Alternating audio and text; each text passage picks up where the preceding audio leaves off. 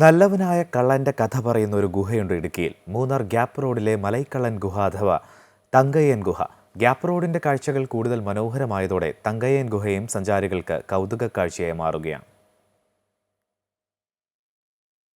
നൂറ്റാണ്ടിലേറെ പഴക്കമുള്ള കഥയാണ്. Munnar gap road വഴി കടന്നുപോകുന്ന കച്ചവട സംഘങ്ങളെയും കേരളത്തിലെയും തമിഴ്നാട്ടിലെയും ധനികരെയും കൊള്ളയടിച്ചിരുന്ന ഒരു കള്ളൻ ഇവിടെ ഉണ്ടായിരുന്നു. മലൈക്കള്ളൻ അഥവാ തങ്കയ്യ.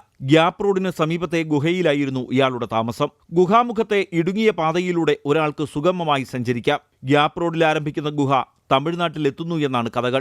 സമ്പന്നർക്ക് പേടി സ്വപ്നമായിരുന്നെങ്കിലും നാട്ടുകാർക്ക് നല്ലവനായിരുന്നു മലൈക്കള്ളൻ. ധനികരിൽ നിന്ന് അപഹരിച്ചെടുക്കുന്ന കൊള്ളമുതലുകൾ പാവങ്ങൾക്കായി വീതിച്ചു നൽകിയിരുന്നു. ഗ്യാപ്പ് റോഡിന്റെ വീതി കൂട്ടിയതോടെ ഗുഹയിലേക്ക് കൂടുതൽ സൗകര്യപ്രദമായി കടക്കാനാകും. ഗുഹയിലേക്ക് കയറാൻ പടികളുമുണ്ട്. തമിഴ്നാട്ടിൽ നിന്ന് കച്ചവടക്കാർ മൂന്നാറിലോട്ട് വരും. അപ്പം കച്ചവടം കഴിഞ്ഞ് പോകുമ്പം അവർ കുതിരപ്പുറത്താണ് വരുന്നത്, കഴുതയുടെ പുറത്തൊക്കെയാണ് വരുന്നത്.